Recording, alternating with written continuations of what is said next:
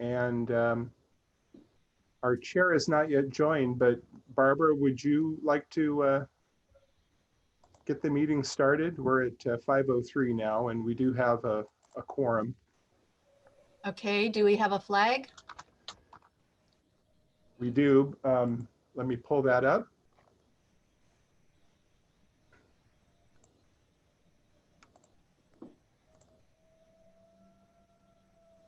Perfect. Are we ready then? Please. Douglas, would you like to lead us in the Pledge of Allegiance?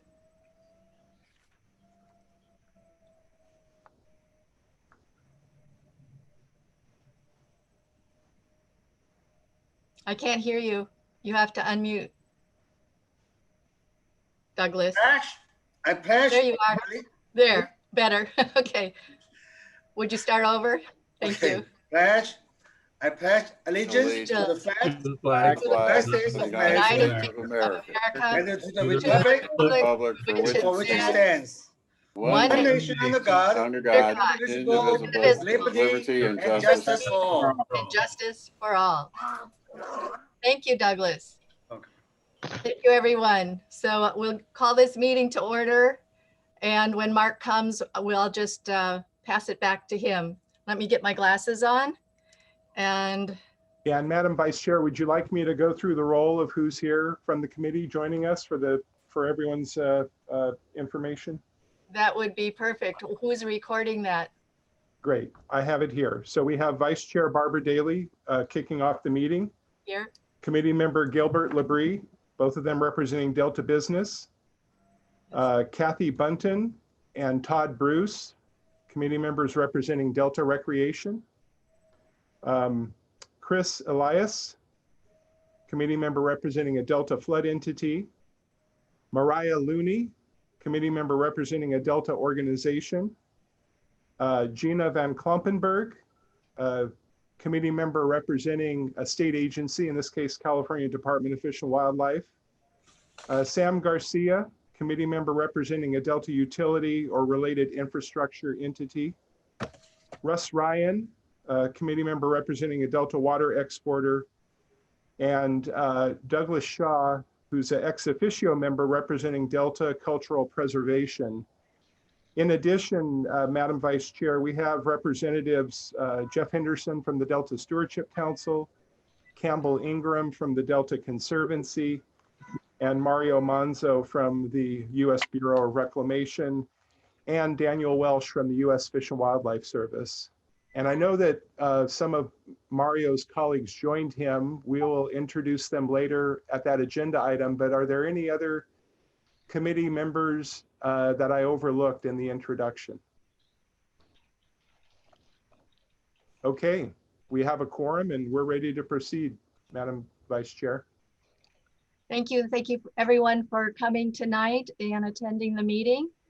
The first item on the agenda is to receive the report from Sea Grant Social Science Extension Specialist Jessica Rudnick, the Delta Stewardship Council representative, for 10 minutes.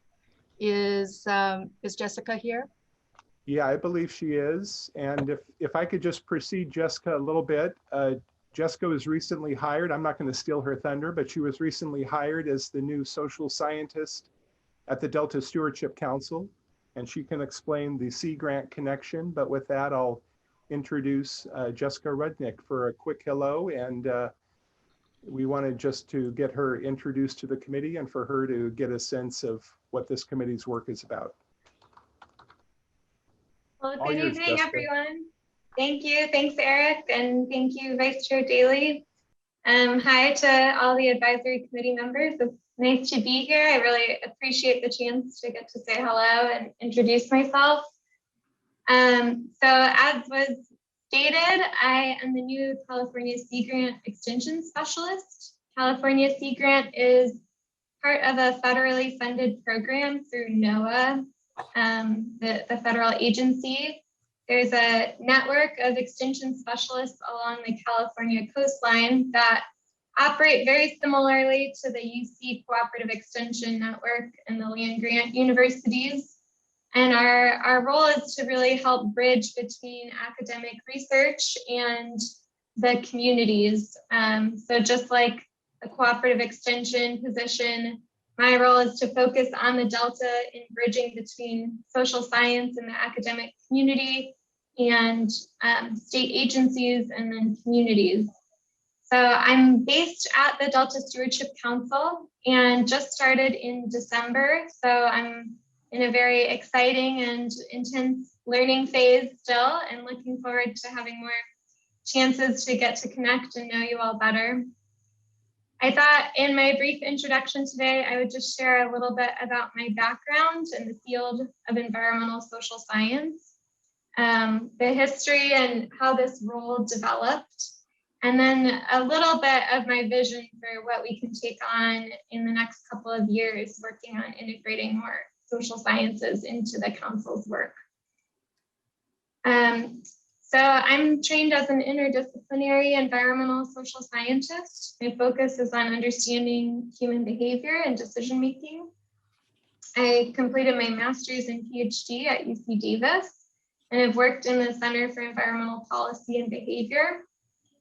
I pull from different backgrounds, including sociology, psychology, some political science, and these give us the tools to think about how to better understand communities and their behavior around environmental issues.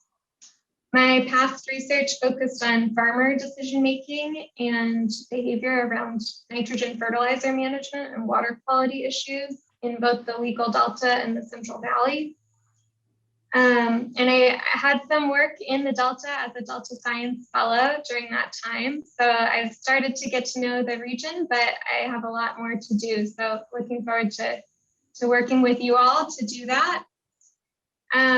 My approach to research and this extension work is really to work closely with local partners. My past work relied heavily on local water quality coalitions as partners, as well as working with the county farm bureaus, the resource conservation districts, and the UC Cooperative Extension farm advisors. And I'm sharing this to give you the sense of my approach to doing this work collaboratively and hoping to design this role to engage a broad coalition of partners in designing and carrying out some of the social science efforts. So there are many forums in the Delta where social science topics are discussed, but the Delta Stewardship Council identified a lack of social science in their work and have worked over the past couple of years to try to develop a strategy for bringing more social sciences into their science management and policy discussions. That effort was concluded with a social science task force strategy report that was released last year in 2020 that had a number of pretty high-level recommendations for how to go about integrating more social science. And that led to the hiring for my position as one of the first efforts to begin more of this work. So my role here is really to figure out how we operationalize more of these social science goals and then build a strategy and partnerships to do so. I'm looking forward to building off of a lot of the foundational work that I know the Protection Commission has done, including the efforts behind the ESP update, the socioeconomic indicators report, the Delta Narratives Project, and sort of establishing some history of the Delta. So I think these are all provide baselines for areas that we can continue to grow and support more research and development in this area. I'm interested in a lot of questions, sort of basic social science questions that I don't think we have great data or understanding of at the landscape level across the Delta, including how different communities across the Delta perceive different environmental problems and the governing bodies that are working on those problems, how Delta resource managers use different types of information, or how they work with uncertainty in their decisions and planning. What are the incentives and barriers to increasing cooperation and collaboration across the many different agencies and private and public actors working in the Delta? So I think in increasing our understanding, developing better understandings of the Delta communities and decision-making processes through a scientific lens will help to bring more of that perspective into the decisions made around Delta planning. My vision is really focused around 3 large goals for the next couple of years. The first is to bring more of the social science methods into ongoing council initiatives. For example, I'm thinking about where we can integrate more social science into the science action agenda. That's sort of setting the stage for research priorities to come. I'm helping to brainstorm on how we can integrate human dimensions and concerns for Delta's place into the Delta Adapt climate change project. And I'm helping to think about better ways to coordinate across the 3 Delta sister agencies around public participation so that we can streamline these efforts and reduce some of the burden that's asked of communities who are being pulled to participate in multiple processes at once. The second big area that I'll spend my time is to build more sustained outreach and engagement efforts with both Delta communities that you all represent and the social science community in and around the Delta region.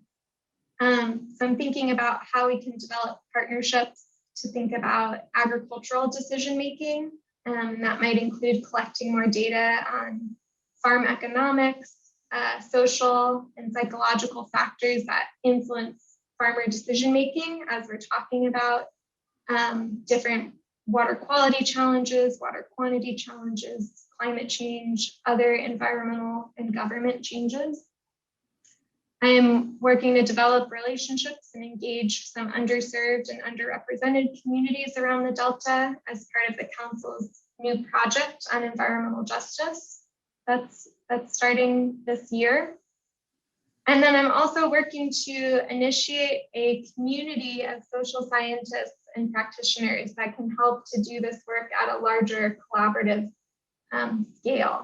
And so we are planning an event at the upcoming Bay Delta Science Conference to have an initial conversation with other social scientists in the region to bring more of that research energy into the Delta. And then finally, I'm excited to start some longer term sort of applied social science research projects. One area that I think we have a lot of room to work on is to synthesize what available data there is on Delta communities.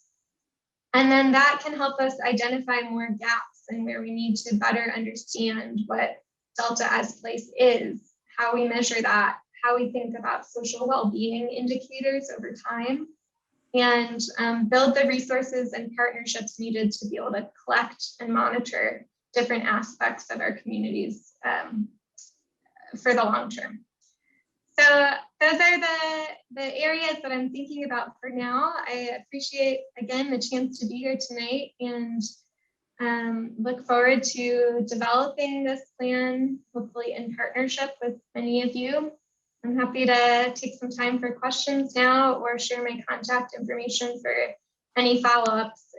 It's been great to try to connect in smaller groups or one-on-one. So I'm happy to have any follow-up discussions with interested folks. Thank you, Jessica. Go ahead, Eric. Oh, I'm sorry. I didn't mean to interrupt you, Madam Vice Chair. I was just going to say, Jessica, when you have a moment, it needn't be now in case there are questions, but if you can put your contact information into the chat, that would be great. Absolutely. I was wondering, Jessica, are you planning on staying for the whole meeting? Because what you just shared with us, I see coming up in 2 other agenda items. So I would like to save my questions for then when it's around those areas. I am planning on staying. Good, good, thank you. Yeah, and if, Madam Vice Chair, if I could just add, the Commission's very excited about Jessica's arrival at the Council. You know, I think even at DPAC, we've talked about the importance of social science research going back to the effort that the Delta Independent Science Board made to emphasized the importance of social science research as part of a larger Delta science effort. And so this is the culmination of a lot of work beginning at the Delta Independent Science Board, but work that was always very strongly supported by the commission. And we'll look forward for an opportunity to get Jessica before the commission as well. But I wanted to take this opportunity at a DPAC meeting for you to get an introduction to her and for her to get a flavor of the type of things we discuss at these meetings.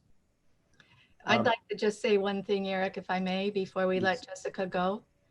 One thing that I would like to stress myself is really carefully always using the language in the Water Code 85034, I think it is. It keeps getting changed around and being diluted. And I think it's really important that the words are correct and stated properly. For instance, I noticed when Jessica from the Delta Stewardship Council was doing a blog and she sent it out and she had the recreation and the, I think the culture and the agriculture, but she had left off the natural resource part. And I think it's also going to be coming up in another agenda item today. So that would be a hope and a suggestion that we stick to Delta as place around the water code language. Just Okay, thank you, Madam Vice Chair. Thank you. Yeah, and Madam Vice Chair, if I could, I think I goofed on the introductions of the committee members earlier. Both Craig Watanabe and Jim Cox, who represent Delta Conservation and Habitat non-governmental organizations, and our committee members are on the committee. Lindsay Liebig, representing Delta Agriculture, joined us during this presentation, as did the chair, Mark Pruner. And so maybe with that, we'll turn it over to back to you, Madam Vice Chair, or to the chair to move on to agenda item number 3. Hello, Mark. I'm happy to pass the baton over to you. Number 3. Hi.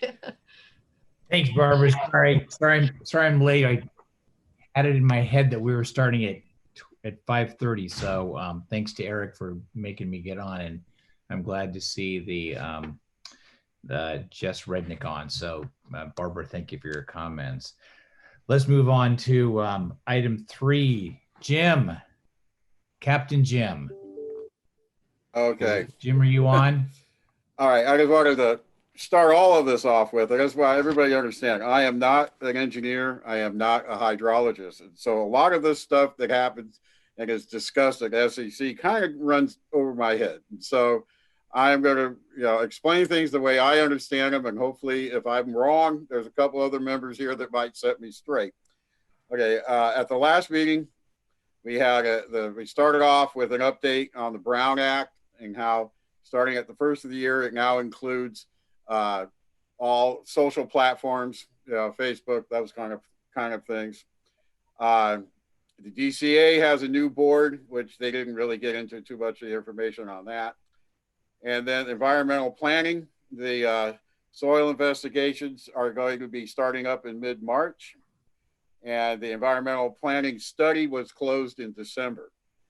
As far as the water conveyance itself went, the discussion was on the Bethany alternative. Now, I think we've discussed this here before, but in a nutshell, what the Bethany alternative would do would eliminate what I call a holding pond at the end of the pipeline, and would, to build a new area, and it would connect the pipeline into what is this Bethany reservoir, which was part of the system, but it's uphill from where the pipeline would end. And so then you would have pumps pumping water up to Bethany, which would then be gravity feed from there on into the canal. The biggest, I would say at this point, from the way they're talking, I think that is the alternative they're planning on going with. But, everything is always, tentative. What the bigger problems there was traffic control. And in the time, since they started with the Bethany plan, they have now talked to some of the local government officials and have decided where the biggest problems would be with the traffic, and then solutions they could make to it, which would be widening some of the roads and basically improving the roadways that are already there. Another section that was discussed was the geotechnical and the soil explorations. Now, this is where I got kind of lost in this. They showed a chart that showed 3 different islands and 3 different borings on those islands, and then the resulting toxins and material that was in the boring material. What I really got confused with was on this chart they show, so then a total of 12 different samples. There were 4 different samples from different depths on all 3 borings on the 3 different islands. What I really didn't get was the top, they had arsenic as what, the highest level. And they had on the end of the chart, they had a numbers that was 1.1 to 3 point something.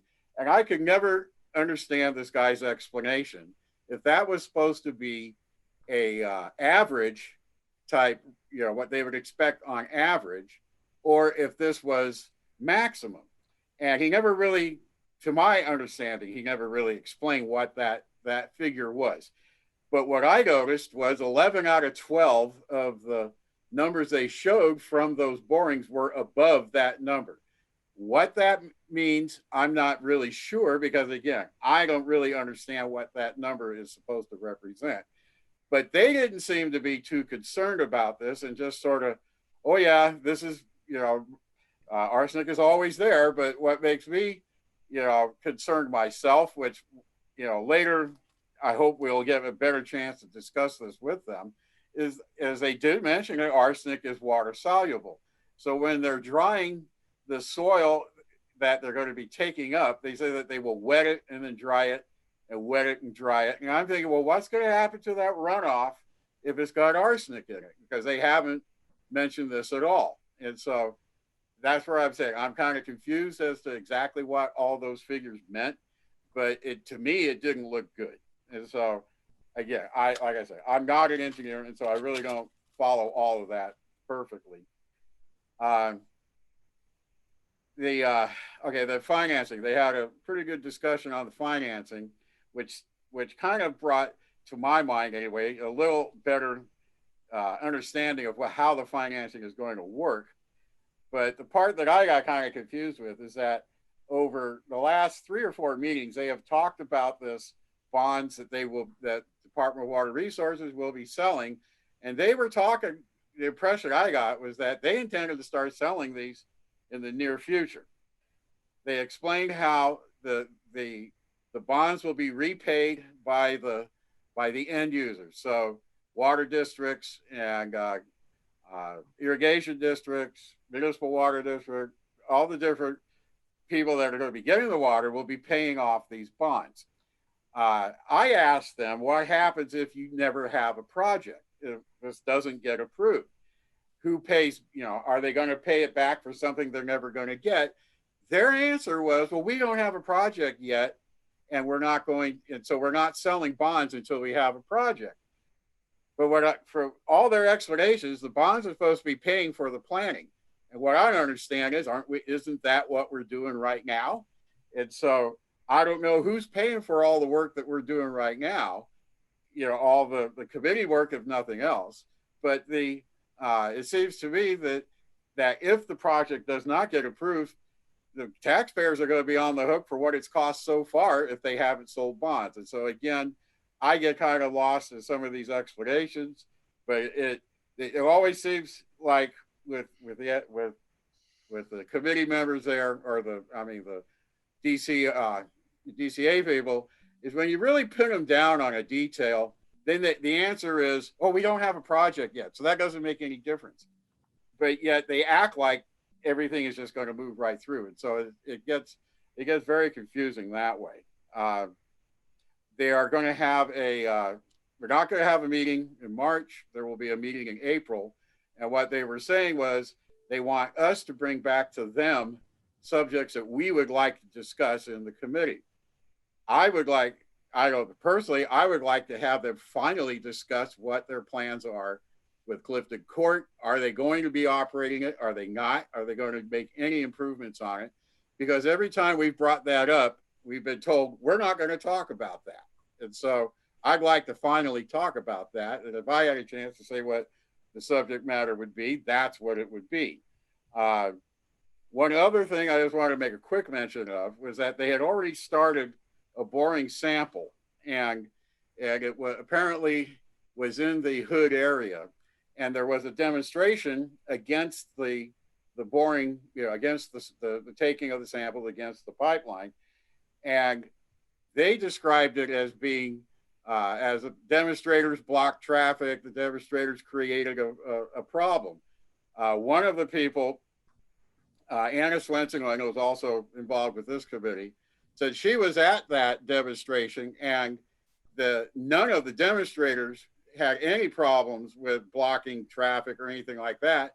But the crew that was working had their equipment in a way that it was blocking traffic on the roadway. And that, for what Anna said, the police informed, or I don't know who it would have been, sheriffs or whoever was there, had the construction crew move their equipment because of the traffic hazard they were creating. And Anna was very upset that they would describe this, total opposite to what it was. And so she wanted her description to get into the record of the meeting.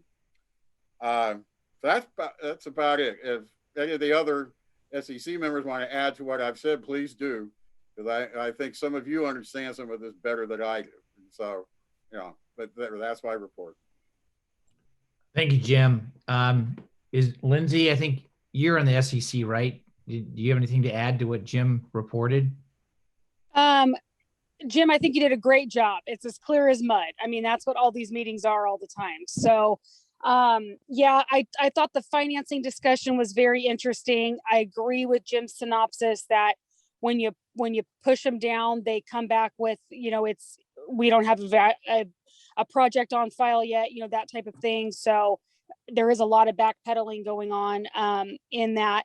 What they do keep saying over and over and over is that the end users are paying for this, not the residents of the Delta or anybody up north. It's all the end users are being paid for, and all of these things. So I do also agree that I think they're really pushing the Bethany alternative as the most viable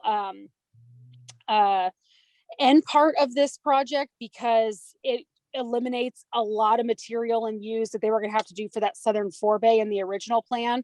So I do think for their cost purposes and ease of use and all of that, that they would really like to move towards that Bethany alternative. So the way it sounds to me is that the EIR will dictate that is the most viable way to go for a number of reasons. So, because it very much seems backwards, in my personal opinion, of we're creating a project and that we're creating a project the way we want it, and we're just gonna have the EIR match what that looks like. So that's kind of how I see things going right now.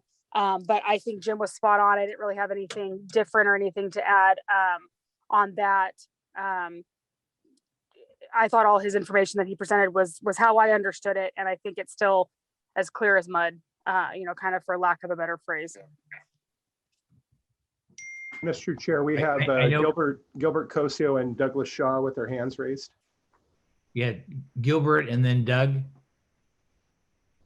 Thanks, Mark. I'm an SEC member. I just wanted to actually thank Jim for that report, because it is very confusing, and I'm an engineer and I can't understand it either.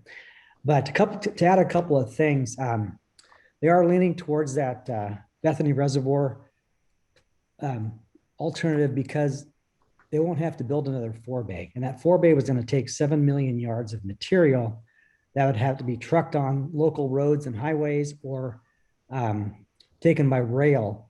And it was going to cause a lot of damage. They were going to have to essentially replace several bridges to do it.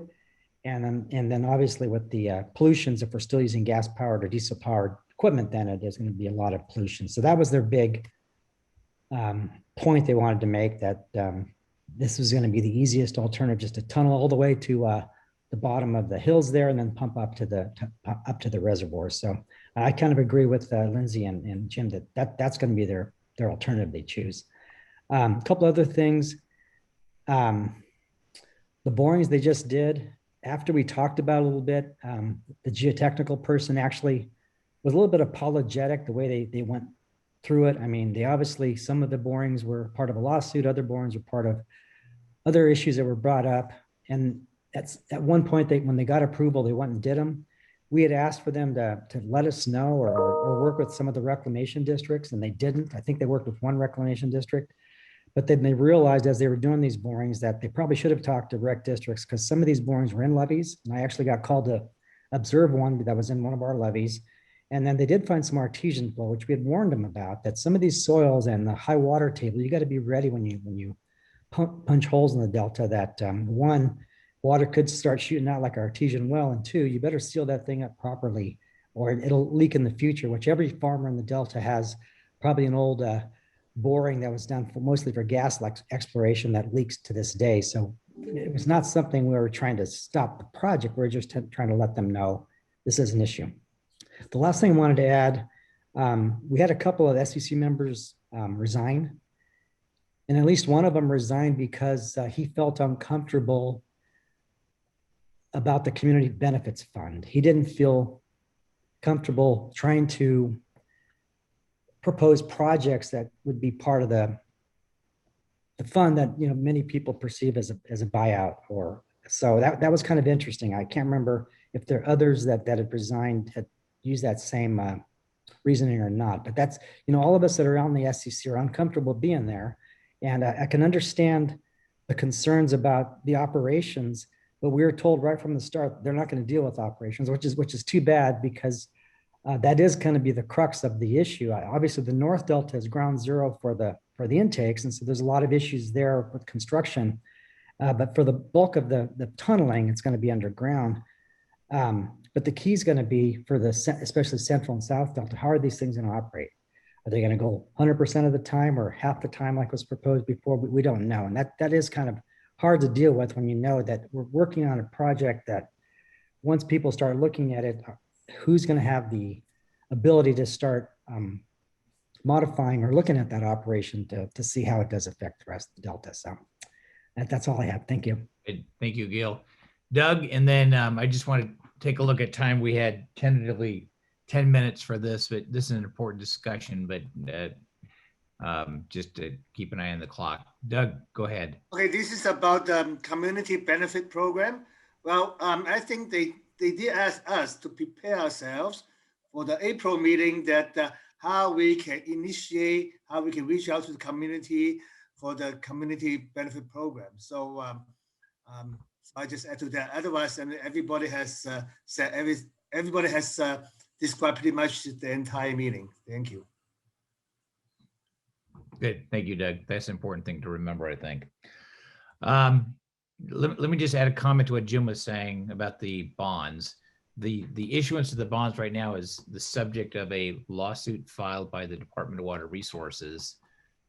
Legally, DWR can issue bonds anytime it wants to, but DWR wants the cover or the protection of a court order that deems it can issue these bonds without initial legal challenge.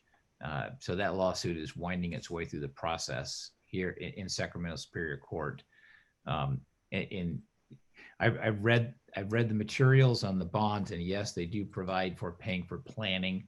But my observation is that the water contractors are currently advancing the money for the planning process, and they are looking for bond money to repay them the money they are now spending for the planning process. So that's, I believe, how the money flow is generally set up to go. Okay, let's go to next item. Item number 4, Eric in Virginia.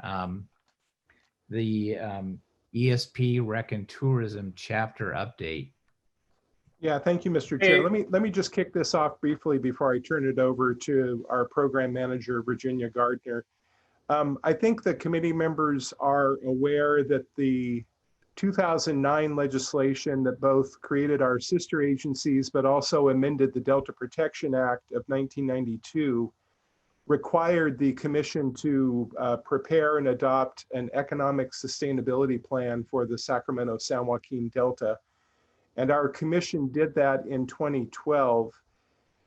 Recommendations from that economic sustainability plan were to inform the Delta plan, specifically the part of the Delta plan that talks about protecting and enhancing the unique Delta values. So what is largely included as Chapter 5 in the Delta plan, and you've heard references to that before. The 2009 amendments to our act also required us to review and update the economic sustainability plan every 5 years if necessary. We initiated that partial review by looking at the agricultural chapter. We updated the agricultural statistics. We've presented those. They're available on our website. We also took a look at climate change impacts to agriculture, and also looked at the agricultural impacts of proposed restoration actions. That was part of that agricultural chapter update. From there, we went to a look at the recreation and tourism chapter of the economic sustainability plan, moving from the most important economic sector of the Delta to the second most important economic sector of the Delta, which is recreation and tourism. And that work initiated in 2019. Virginia Gardner, who I will turn it over to now, has visited with this committee before. She will pick it up from here, but we wanted an opportunity to give a final look at where we're headed with finalizing the update of this recreation and tourism chapter, and then also importantly, what some of the proposed next steps might be moving forward. So with that, let me introduce Virginia Gardner. She's our program manager with the commission. She not only is our lead on the recreation and tourism chapter update of the ESP, but she's also our lead on tracking the Delta Conveyance Project. Virginia? Good evening, everybody. Happy to be here. I will say I am actually on vacation in Los Osos, California. So pardon the nautical decor in the back.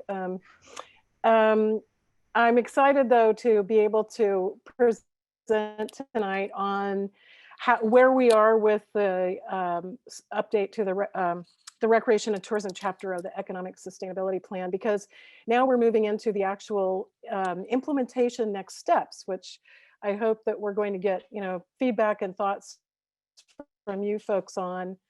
As Eric mentioned, and I really appreciate the sort of background about how this economic sustainability plan came about originally, and how we've been proceeding with the updates, because we are doing it differently with the Recreation and Tourism chapter than we did with the Agriculture chapter. So we essentially came to the same or similar conclusions in many respects to what was found in 2012. And I think a lot of you obviously will probably recognize, having been around the Delta for many years, that a lot of the issues that were issues 10, 15 years ago continue to be concerns, because things take time and effort to affect, to move forward. We identified a grouping of the recreation constraints, both physical and operational ones. And if you have your materials that Eric sent to you, we grouped them according to, a little bit differently for this presentation, according to water-oriented type impacts, land-oriented type impacts, and then sort of management or policy-oriented constraints or impacts. And I wanted to do that just because it helps if you sort of slice and dice these things a little bit different ways. I also want to make sure that you noted that in the presentation, excuse me, the document that was sent to you, that we've also indicated some of these constraints are things that are really larger than the scope of what we can address in implementing actions on the recreation, the ESP actions going forward. So for example, water quality, traffic congestion, the homeless issue, rising sea levels and climate change. A lot of these things are huge issues that will span a considerable amount of time to be able to address. So what we tried to do with the implementing actions that I'm going to speak about in a minute is we tried to focus in on the high revenue generating economic elements of the recreation and tourism industry. And those are basically all of the activity that goes on in the legacy communities, marinas, and boating. And those are areas where we feel we can probably have the highest bang for the buck, and hopefully for not too many bucks. And so we wanted to focus in sort of on those areas of the recreation and tourism economy. So we also have, obviously marinas includes boating, by the way. So I've listed here in a slightly different order than you may have recalled from the previous presentations on this, sort of like higher priority issues that we think we can address relatively quickly. And so if you want to give us any feedback on that, we're open to them, but these are the priorities. So we've focused in on developing permitting and planning assistance for legacy communities and businesses. Now that might just amount to working with Sacramento County to see if they can perhaps lighten up on the regulations around Airbnb, or working with San Joaquin County in how they address some of the provisions for agritourism in the county as they update their development title, which is their zoning ordinance. We also want to start to really try to address the sedimentation issues because they're such a plague for the marinas. So we're thinking, originally we thought about going back to the Corps of Engineers and working to restart the Delta Dredge Sediment Long-Term Management Plan. And that is such a monumental effort that will probably take many years that we're also going to focus in on working with the Delta Watermaster to try to address the dredging of the South Delta channels, and then maybe try to segue the channels issue into addressing more of the marina dredging effort. Then we also want to keep on the focus on the Great Delta Trail and the National Heritage Area. Both of those are programs people are really excited about. As you know, the National Heritage Area, we now have our task force, they're the advisory committee that many of you are on, that is just moving forward with that planning effort to develop the management plan. And we're happy to say that my colleague Jeremy Terhune, who's our recreation planner, is back from contact tracing and is now going to redouble his efforts to start organizing the outreach for planning and implementation on the Delta Trail project. In some of our outreach that we did for the Rec and Tourism update, we had a lot of input from cyclists that they would really love to see what can be done about improving the situation for cycling on the some of the roads in the Delta. The Save the Waters You Love campaign, a number of people hadn't heard of that, but it is a popular campaign in the Bay Area. One of the ideas we had was possibly we could even just bring folks from that program in and make a presentation to DPAC and see if that's a program that could be expanded into the Delta. We also want to focus on really just partnering with the Delta Conservancy and Boating and Waterways to amplify the law enforcement funding as in any way possible, also address the derelict vessels issue as continue to push on that.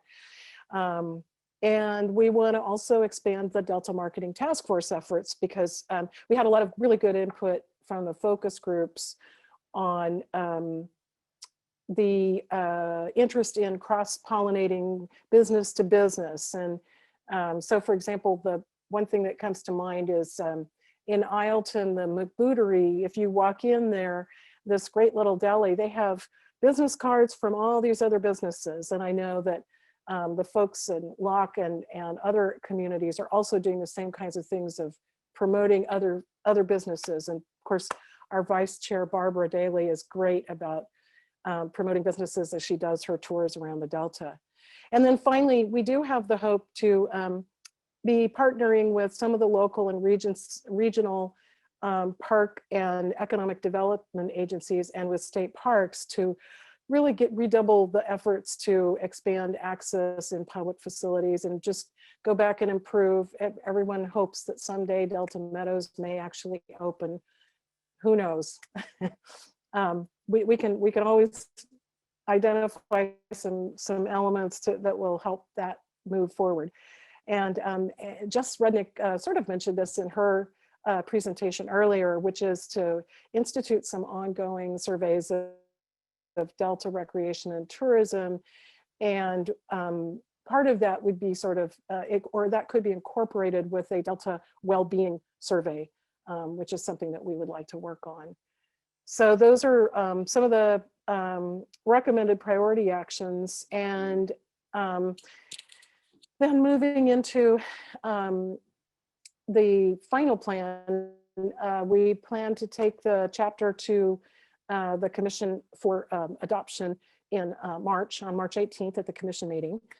And then we're hoping to convene a series of meetings with the agencies that are listed here that have sort of primary responsibility in the Delta, obviously the 3 Delta agencies, and then expanding with Fish and Wildlife, State Lands Commission, Boating and Waterways, state parks, and all the local Delta agencies, Parks and Rec or planning agencies, and importantly, things like Chamber of Commerce, Discover the Delta Foundation, all of those kinds of recreation, tourism, and nonprofit and for-profit recreation businesses.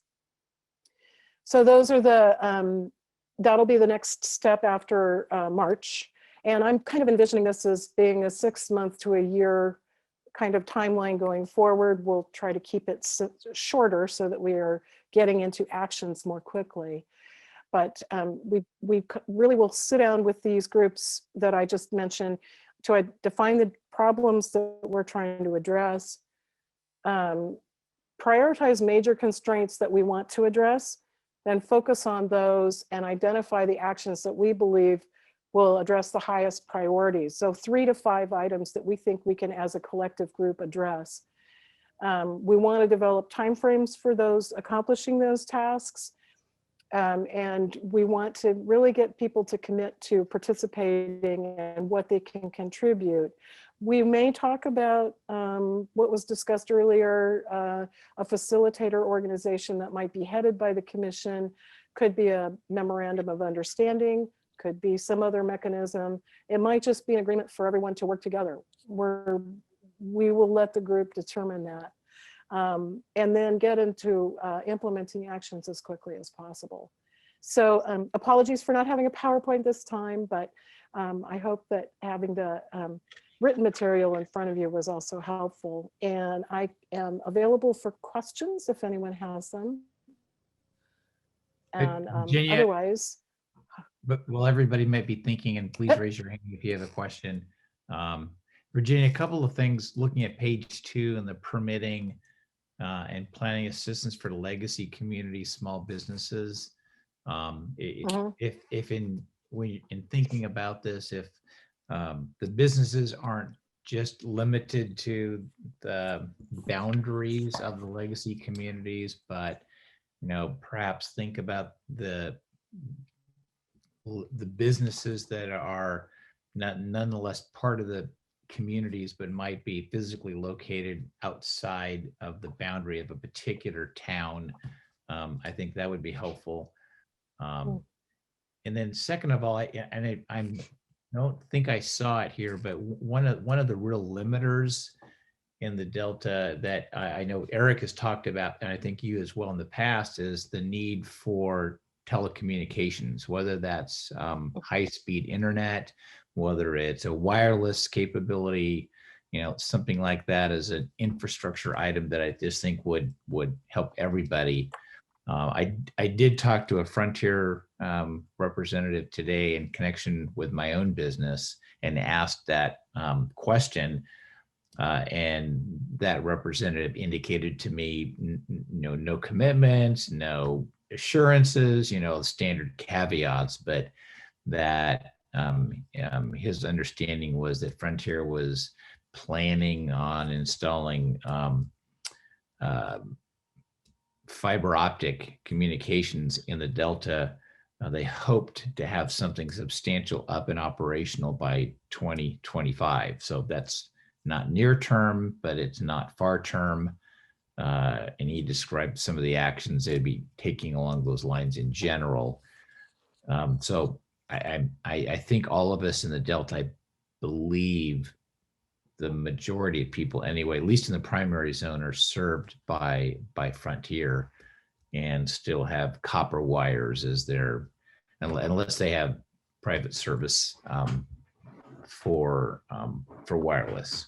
Anyway, that's my comment, my thought about trying to bump up, some advocacy to get telecommunications, internet service throughout the Delta. I think everybody would love you and Eric forever for that. Anybody else have any comments? I'm looking for a hand. Yes. Russ, I'm sorry, go ahead, has his Virginia. hand raised.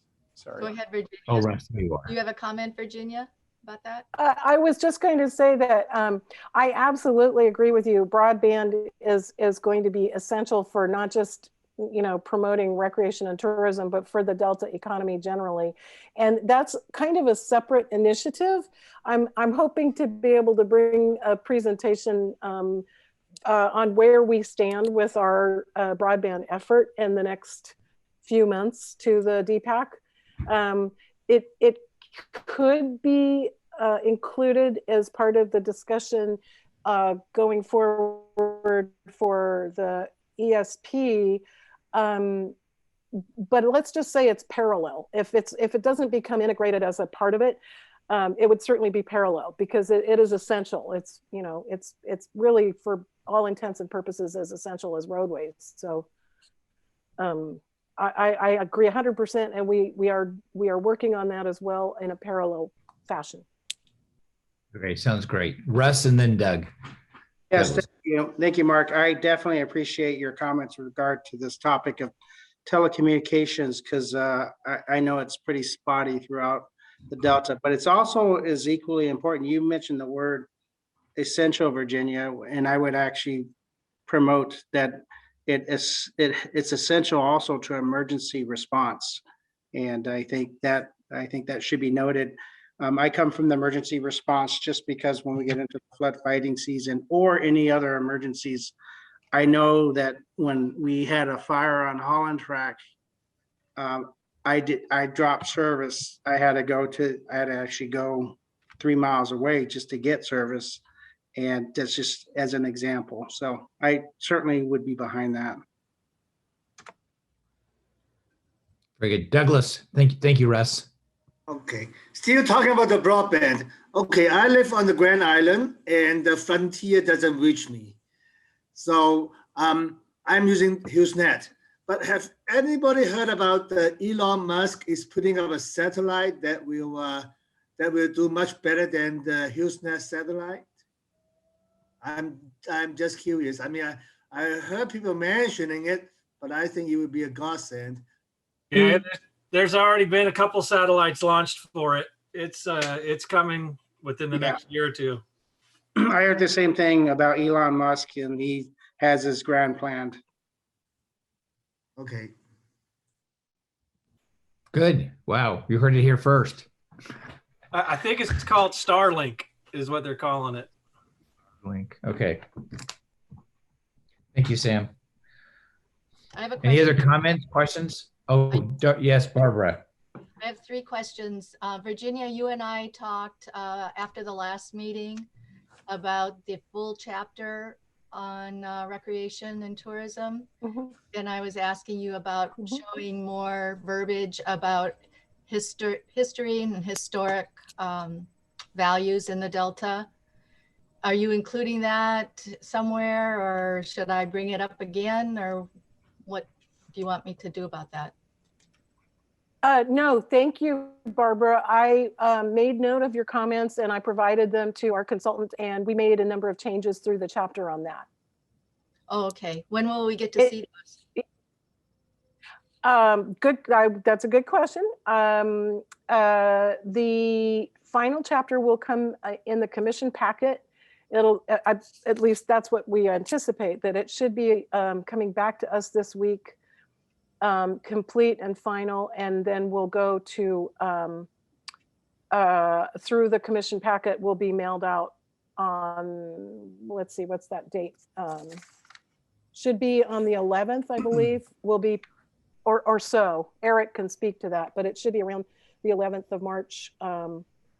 Should be available on the website. It'll be as next well. week. We can send that around, or at least I guess we can send a link around. It might be a pretty lengthy, data-heavy document, but we can send either the document or a link to the document around to a DPAC. Will we get that back later this week, Virginia, you said? Yes, we should get it back certainly by the end of this week. It was going to be well in advance of our mail out deadline. And then I just want to mention too, that if we do send a link, we've also had the consultant produce the maps in a much larger or a larger format, so that they will be separately posted on the website if you're interested in looking at the maps, because they're difficult to read in the 8.5 by 11 format.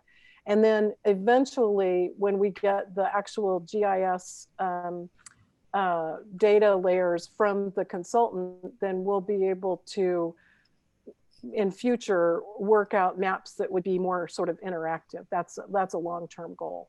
But for now, we at least have larger format maps. So you're saying that this chapter's been finalized and it's already been sent out for printing? Yes. Oh. Okay. Not printing, but No, accessibility, no. the accessibility. Accessibility. Okay. Yeah, it's Barbara, it's still a draft. Good. It'll go to the commission on March 18th, but it's an interim production step that Virginia's referring to, but it's still very much a draft chapter update. Yeah, correct. Thank you for sending it out. The other question is, and one of the reasons I think it's really important, I think it would be really good to work with Old Sacramento because they're the other half of the gold rush. The boats came up the Sacramento River, passed here past the legacy towns up to Old Sacramento. They would get their mining equipment there on Front Street, I think it is, and then they go up into the foothills to mine. So it's a great connection with Old Sacramento and the historical part there. And attached to that, there is a dock. It would be wonderful if we could work with Westin Hotel and get that dock open that they have there, so that the boats from San Francisco would be interested in coming up and using this historic pathway along the Sacramento River. So I don't know if that's getting too specific in design. You might be higher than that right now, but I just wanted to put that into the notes.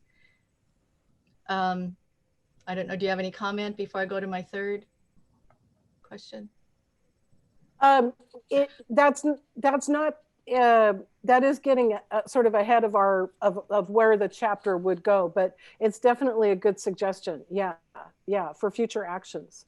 The boundary of the Delta, in terms of the NHA, that's actually something that's going to be discussed. I think it doesn't actually include all of Old Sacramento, so that's kind of an issue. There are some areas like that, such as in Stockton, where the boundary of the Delta and NHA aren't included. But those are some issues that will be addressed down the road. And there's really no reason why things like a dock at the Westin can't be part of the interpretive programs for the Delta. You know, those are things that should just are certainly can be included in the considerations down the road. Yeah. Well, we just can't get it open. It's not open. So so anyway, that's another discussion. I don't want to take up a lot of time with it, but something to think about. I think it'd be really helpful to connect this region to the larger region of California history. My last question is, why isn't the Delta Meadows open? Do you know why? Does anybody know why?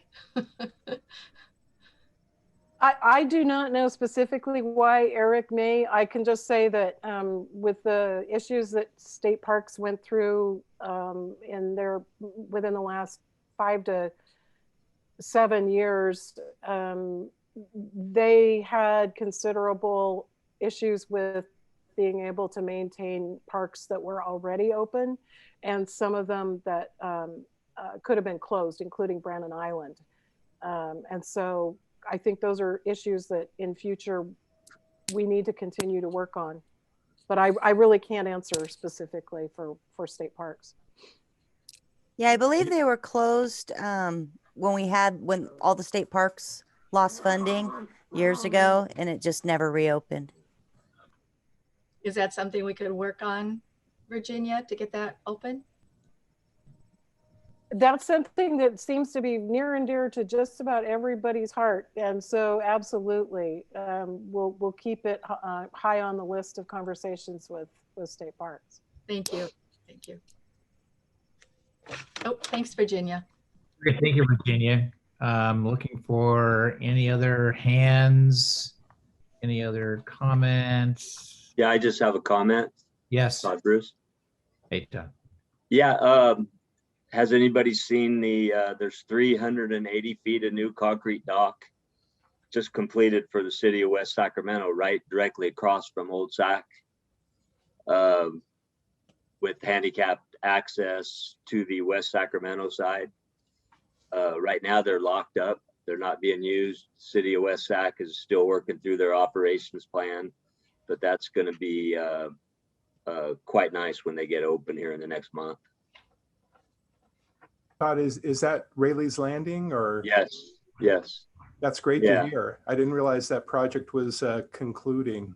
Yeah, concluded. It really, really looks nice. The handicap ramps from the West Sacramento side are just stellar. And the docks are built for bigger boats. There's a berthing dock for larger boats and 380 feet of concrete docks. I was told that they were for boats over 26 or 27 feet was the original design idea. I don't know how that's going to play out. But the problem is there's really nothing on that side of the river besides the river walk that they have up there behind the buildings. There's no restrooms. There's just a grass area, a little bit of a homeless situation, but it's just a beautiful facility just sitting there not being used right now. So hopefully they'll figure it out in the spring, because I have a feeling the first good weekend they're just going to be full of boats tied up there, people having fun. And aren't they planning on putting a boardwalk or something over the river to connect Old Sacramento to West Sac? No, I'm sure they're not. Oh, no, I thought they were. No, yes, for that. Yes. I'm sorry. I have seen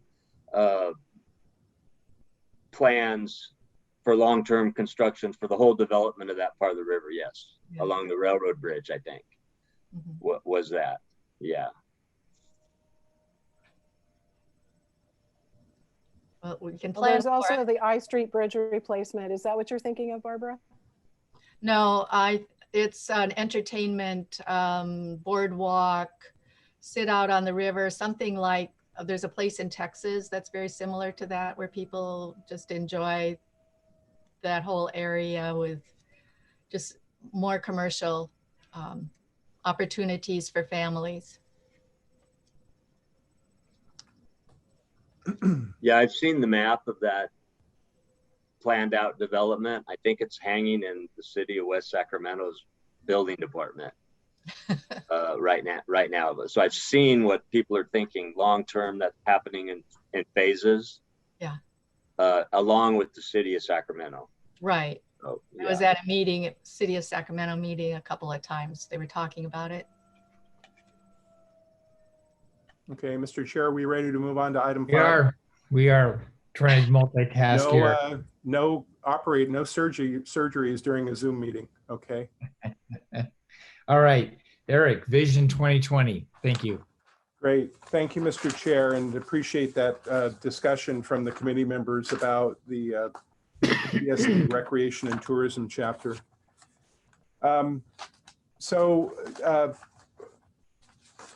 Vision 2030 is the Commission's strategic plan.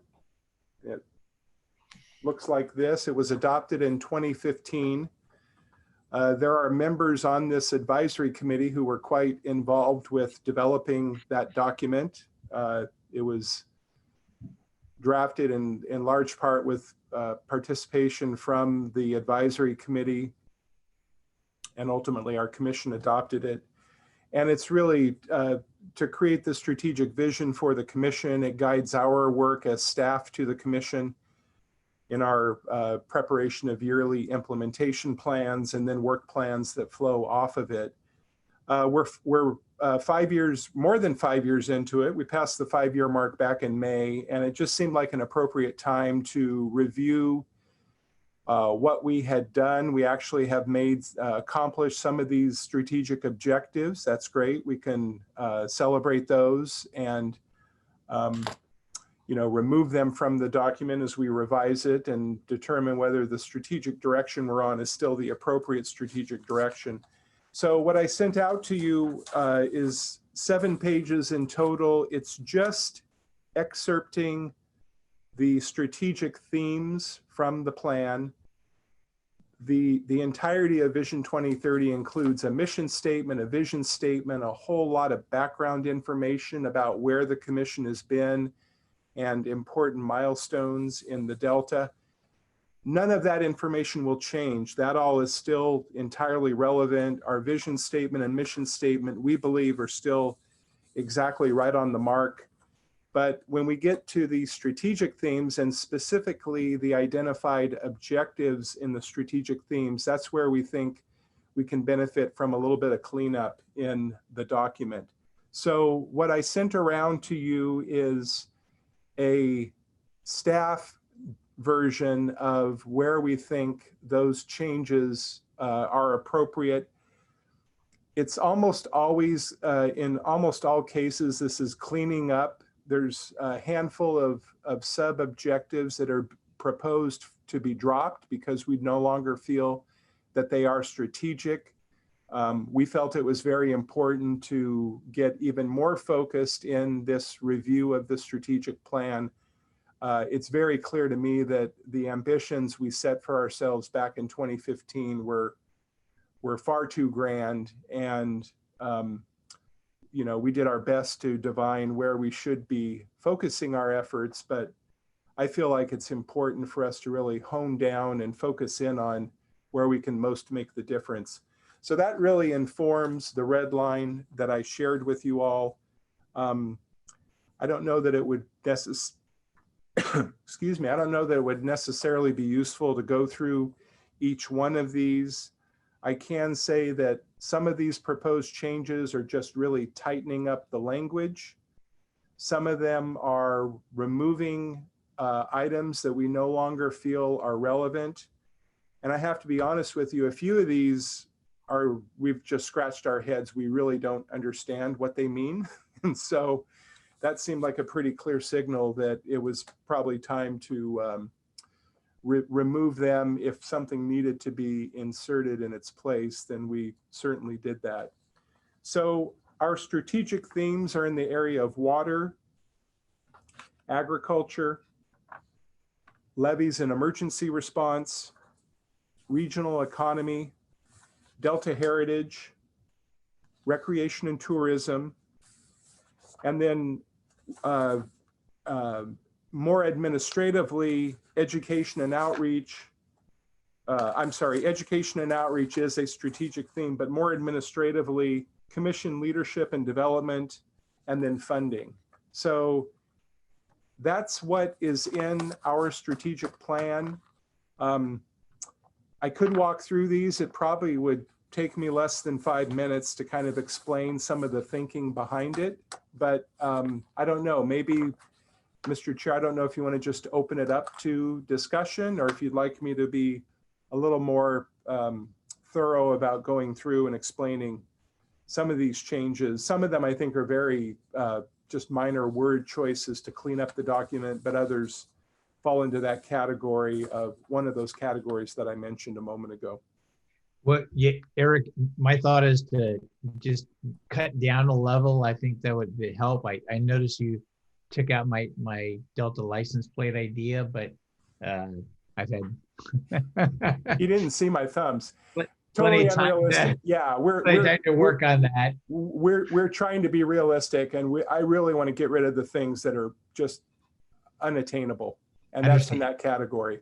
Okay. Nothing's unattainable, but let's just put it this way: they're having a hard time holding on to the California agriculture license plate, so that doesn't augur well for trying to get a Delta license plate. But anyway, I digress. That is true. Yeah, if you could, a couple of things, just maybe explain maybe 2 or 3 of the most, what you think are the most important changes, I think that'd be helpful. Okay. I'd say one of the most important changes is just tightening up the agriculture strategic theme. I thought that we set out a far too ambitious agenda for ourselves. And frankly, some of this is just a bit of pushing a rock uphill. There's not a lot of great enthusiasm throughout the agriculture community for any kind of agriculture sustainability plan or rural urban connection strategies. We've just had a real hard time gaining sufficient interest in those items. I no longer feel for the commission ourselves that it's a strategic set of actions. That would be one. And there's some other items in the agriculture section that just, for reasons cited in the margin notes, I think indicate why they're being suggested for either revision or elimination. In the levies and emergency response section, we actually have, achieved permanent status for the Delta Levy Subvention Program. The we meaning the royal we, not just the commission, but through the efforts of a whole lot of folks. So there's not a whole lot of change in that section. One other change that's kind of seen throughout this document is that we had mention of invasive aquatic weeds, which we still believe is a very important topic and one that we're focused on to the extent that the commission has a role to play in drawing attention to that issue. But it doesn't need to be a part of every strategic theme. So that accounts for some of the strike-throughs that are being proposed. Moving on to the Delta Heritage section, of course, the big difference in this section is that we now have a National Heritage Area, so that changes some of the proposed language. At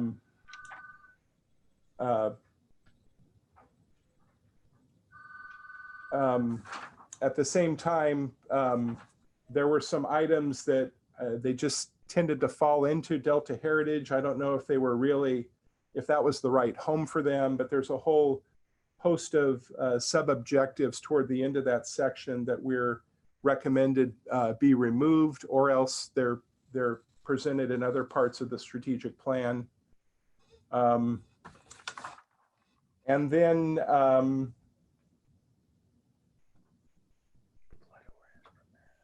the only other changes I'd really call your attention to are in the funding section. That's the very last page of what I sent around. And we no longer believe it's feasible to have a Delta license plate. I know that was an item that came from this committee, but the hurdles for getting that accomplished are really very, very, very significant. We don't think it's realistic to specifically fundraise for the Delta Investment Fund. I think it's more likely if Delta Investment Fund has money flowing to it, it will come through the state budget. Any money coming through that has to be appropriated by the legislature. So there's that change there. And then we just have not done anything with crowdsource funding for Delta projects, whether, I don't even know if IOBY and Kickstarter are still around. I suspect Kickstarter is, but there are certainly other platforms that have emerged, but that never became a real focus for us at the commission. So that's not a comprehensive trip through the proposed changes, but I think I've kind of hit on the high points. But certainly if there are committee members that have questions, I'd love to hear them, and any thoughts you have about these proposed changes or others that you think should be taken out or inserted into the plan. Okay, anybody have any questions, comments, insights, thoughts?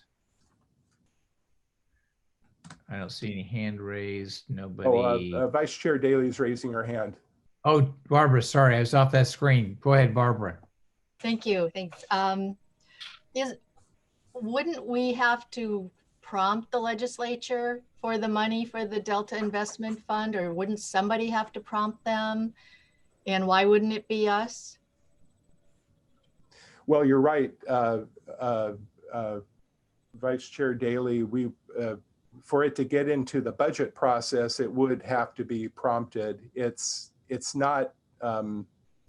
There's really no momentum or opening to do that. There's a process that we as state agencies go through to request funding augmentations or deviations from our baseline funding, but we don't really have an opening to do that with the Delta Investment Fund. If we developed a work plan for the Delta Investment Fund that could create some additional momentum for it, I don't necessarily want to suggest that the Delta Tunnel project will proceed. We've expressed our grave concerns with that project. But if it does proceed and there is a community benefit fund, I suppose that could be a potential funding source. But really the way you get money into funds like this is primarily through a developed work plan. And then if you're lucky, you can catch lightning in a bottle in the form of a bond measure that goes through the legislature. Our focus on those bond measures as far as it relates to the Delta has largely been on ensuring that there's adequate funding for improving Delta levees, because of course that's the foundation that we build everything upon in the Delta.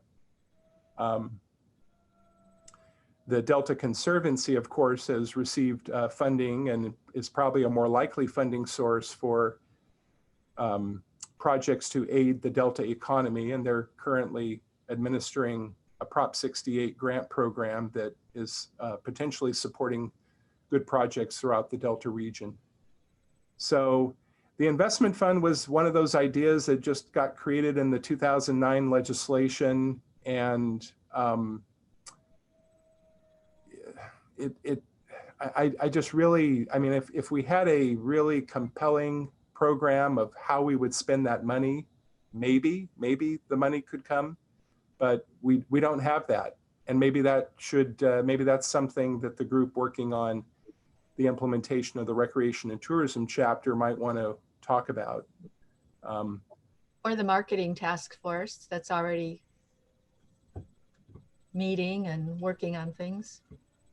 Yeah, I mean, we'd consider any ideas there are out there, but I think it pretty much would have to be capital type projects. I don't really see it there as supporting any ongoing operations or maintenance of different projects. But if there's something capital related, that is potentially a funding source for that. Would lock and its needed cosmetic needs fall into that? Is that capital funding? Maybe putting some different walkways there, and the walkways are very dangerous actually because they're so broken up and potholed. Yeah, I've certainly heard that, and I understand exactly what's discussed there. I don't really see the Delta Investment Fund. I mean, if you had a Delta Investment Fund, it could fund that, but I think there's probably sources of funding that are much closer to home, you know, beginning with Sacramento County, that are maybe more likely for those type of improvements. But it could be that I don't know the full extent of the improvements that are envisioned in Locke. Right. I don't know that we've worked on it as far as an investment fund, but I don't know, but taking it off the table is going to be helpful. Just a thought. The other question I have is, or does anybody else want to comment on that before maybe add some thoughts to that discussion? Well, Barbara, go ahead. Then we're gonna move to Gina and Douglas. Oh, okay. So well, and yeah, and just so you know, the Delta Investment Fund's not being wiped out of the in these proposed edits. It's still in the funding section, but I think there was an edit that removed a reference to that, and I think that's more along the lines of just, you know, tightening this up and removing repetitious mentions of items. But forgive me, I'm not good about finding it on the fly, but it's definitely still there as objective F1 in the funding section of the strategic plan. Yes. Okay, thank you. The other question I had goes along the lines of the social sciences, I think, although it's framed as environmental, and that's E4. But when Jessica, was talking, I thought of this immediately, that E4 was totally redlined out. Identify and address environmental factors that negatively impact the economic sustainability of the Delta. And I just wonder why. I'm not sure I know even what that means, to be honest with you. I mean, I think if it stays, I think it needs to have a greater detail. Mm-hmm.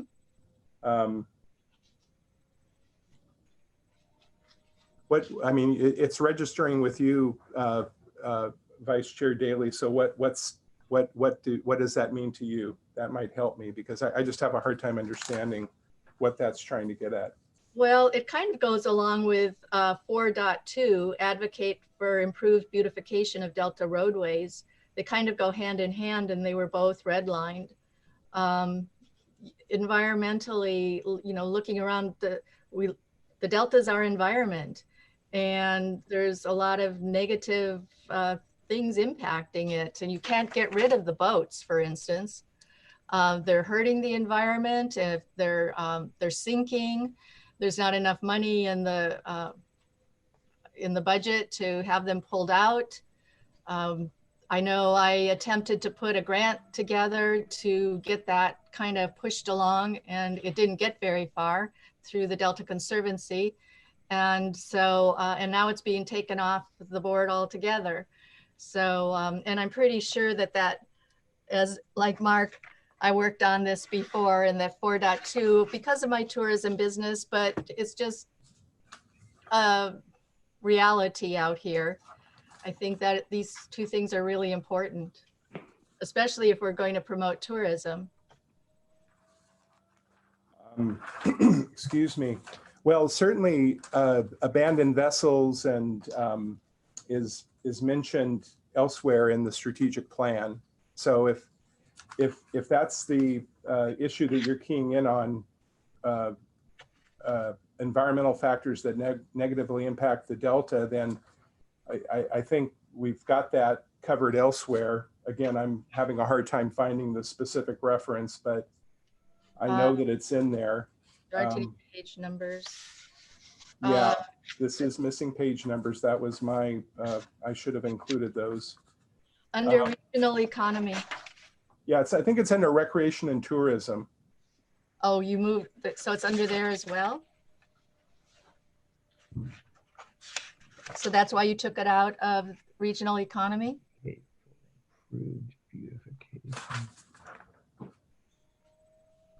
Yeah, I don't see it. Well, no, I mean, again. The abandoned vessels, yes, I see the Yeah, abandoned vessels. we were struggling to understand what that meant. I mean, it's the same about improving beautification of Delta roadways. I know that was an item that you suggested, but we don't know what it means to improve the beautification because everyone has a different definition of beauty. And so,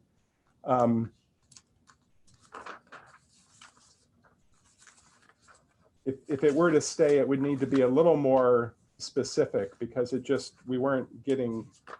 I think it kind of goes along with Jessica's social sciences. I really see that as an overlap with what she's trying to do with the Delta Stewardship Council. And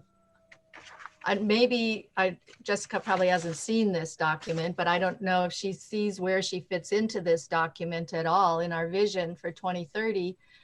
Now we have new people, we have a new social sciences department, you might say. Where in this would they fit in to working with us? And I just thought off the top of my head that one that was redlined out would be the perfect spot for maybe them to fit in.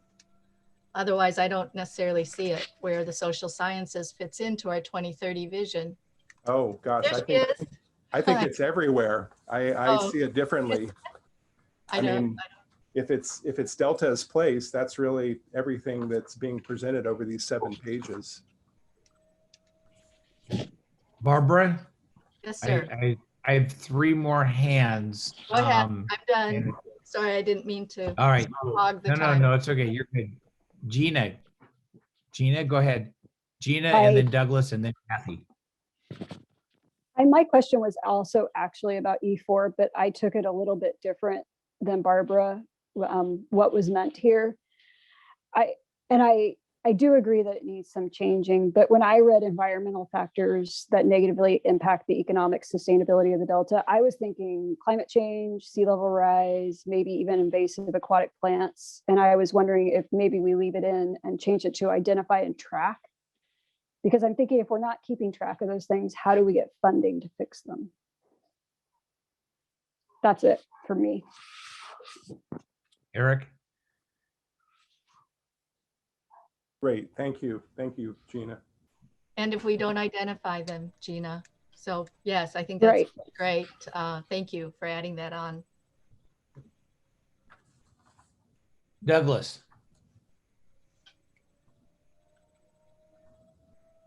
Douglas, you there? Oh, I see your chair's empty. Kathy?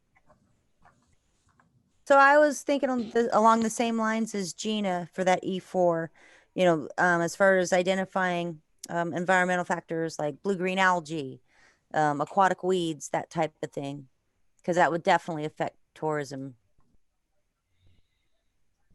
Yeah, I hear you, and I'm terrible at finding things on the fly, but I know that's in there elsewhere. Maybe the wording needs to be tweaked, but we definitely have invasive aquatic weeds, and if we need to be more specific about harmful algal blooms, of course, we're not going to be able to stop harmful algal blooms, but maybe there's things we could do about notification that could be of assistance there. But, or maybe you all have ideas of what realistically you think, your commission staff could be doing. I'd love to hear those ideas. But just to be clear, it's in there, and someone can help me by citing where exactly it is in there. But I know we did not remove all references to invasive weeds and associated problems, but but Kathy, maybe you were getting at something else in addition to that, not just invasive aquatic weeds.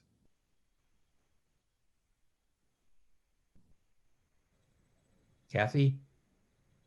Yeah, no, just basically identifying and tracking, like Gina had mentioned, like maybe the algal blooms. I think I can't remember if it was the county or maybe it's Department of Boating and Waterways actually had a tracking or a reporting system anyway for the blue-green algae blooms this past year. So that was helpful, but Yeah. that's just what I think of when I see that. That's all. Yeah, well, if you would take a look at 4.1, which is under regional economy, that's where, and I'm sorry, it was in front of me all this time because of course we were talking about the two items that bookended it, but. Oh, I see it. Take a look at that. If you think that needs to be modified in some way, but that's really where we'd like to capture the issue of invasive aquatic species. Actually, I should say species, not just weeds, because to the extent that we can make a contribution on issues like nutria, we would certainly want to do that as well. Hey, Eric, this is Sam. I'm just curious when you say that, environmental issues, or I forgot the exact term you used to reference that. It's a fairly broad, all-encompassing term. And are we picking things right now that should be included in that? Or, I'm just having a hard time where we're going with this, because it could be anything from algal to leaking oil out of boats to climate change. It's really massive. I'm just wondering what do we want to do? I'm just trying to wrap my hands around this of what's happening right now. Yeah, I'm having the same challenge, Sam, just trying to get a better understanding of what that could be. So far, mainly what I've heard is invasive weeds, aquatic weeds, which I think we've got covered. But we would have to understand that to be able to. Jess has her hand up. I think. Jessica, do you have your hand up? I did. I could not figure out the Zoom hand, but. Oh, there you are. Okay. Go ahead, Jess. What do you think? Sure. If I may, wanted to add, maybe Eric, this is an area that we can think about, the social science sort of informing how we would track what environmental impacts should be assessed and what the potential economic implications of that is. Be happy to, collaborate on that. As Barbara pointed out, I do think there's areas for the social science to contribute to establishing what the relevant environmental impacts are. So here to offer support on that if the commission does keep it on the priorities list. Eric, I think what I hear in trying to sum up the discussion is, I think folks are saying, I believe that E4 is kind of like a catch-all. Regional economy is really important, and there are more specific listings.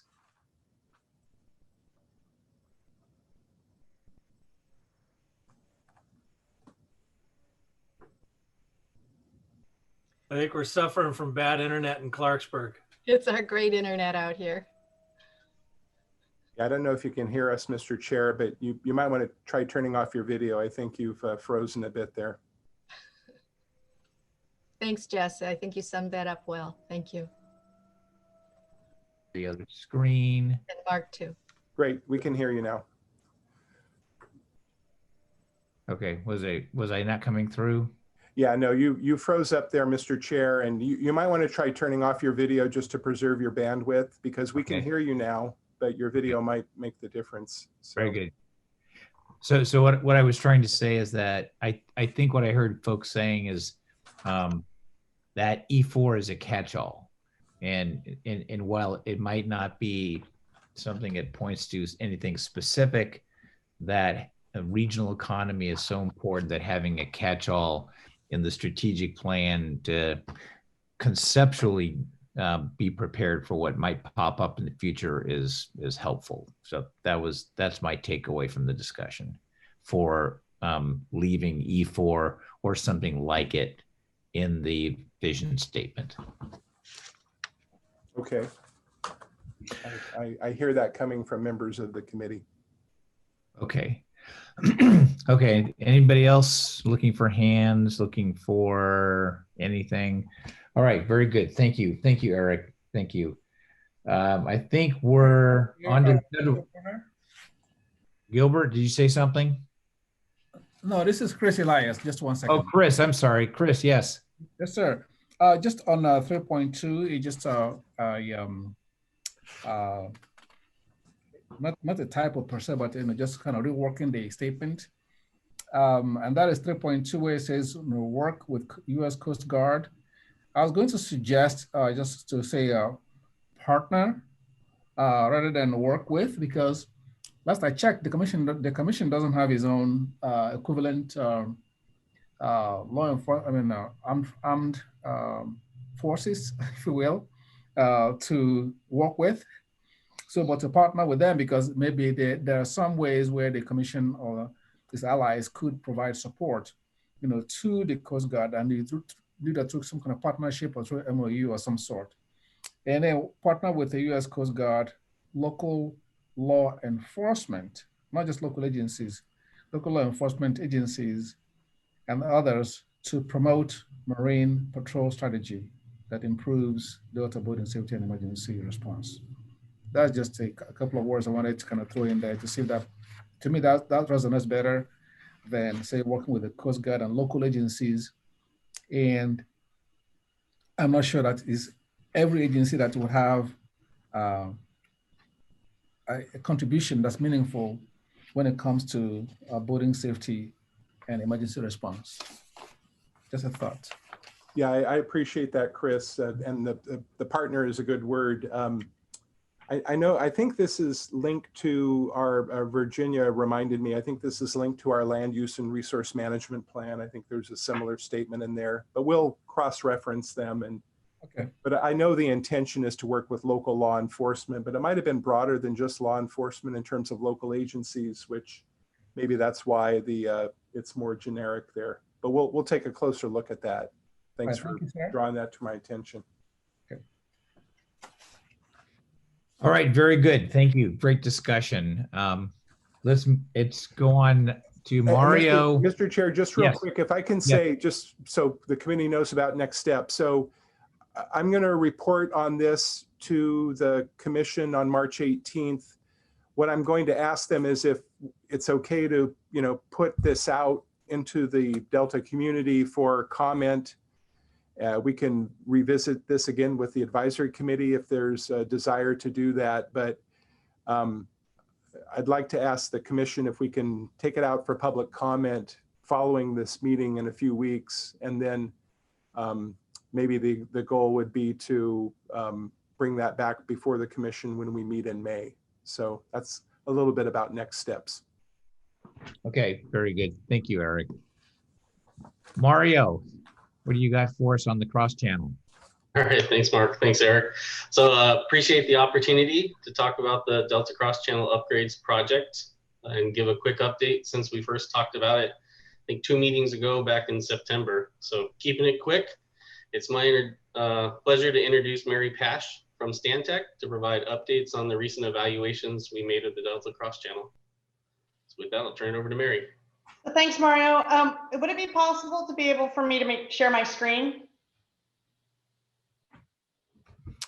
Eric's in charge of that. I believe so, Eric. Okay, here we go. Sorry, Mary, you should be able to share the screen now. Okay, I tried to do a test about a minute ago, and yeah, I needed to make you a co-host first, so thank you. Can everyone see the screen okay? Yes. Okay, just a quick update, just a couple slides, and then hopefully some discussion. The recent biological opinions for the long-term operation of the Central Valley Project and State Water Project included more frequent operations of the Delta Cross Channel gates in order to operate to be able to operate more frequently, including based on real-time data. And so this project is really looking at evaluating the potential upgrades that are needed to be able to operate those gates more frequently. So what are those physical changes we would make to those gates to operate more frequently? Hold on.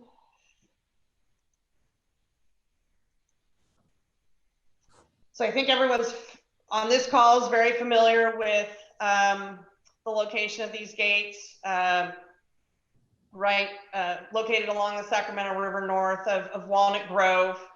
And they predominantly serve functions of the gates and the cross channel were constructed to be able to essentially divert portions of the Sacramento River flow down into the central delta, improving water quality through some of the western portion or the eastern portions of the delta. The gates are closed at select times related to some of the steelhead migration. So the goals of the project, a couple different goals here. So one is to be able to provide for remote and more frequent operations of these gates, consistent with the record of decision on the long-term operations and State Water Board decisions. Improve safety at the site, including boater safety. And as we're looking at these upgrades, increase the operational life of the facility as well as decrease ongoing O&M costs.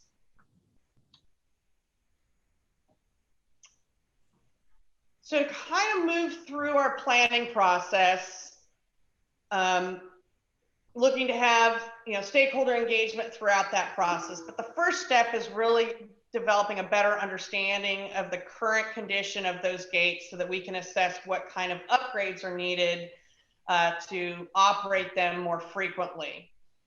So we spent last fall and working through and conducting on-site field investigations and so forth. So the orange bar kind of indicating where we sit in the process, because we need to have an understanding of the condition of those gates in order to fully evaluate what kind of options we would look at to improve them.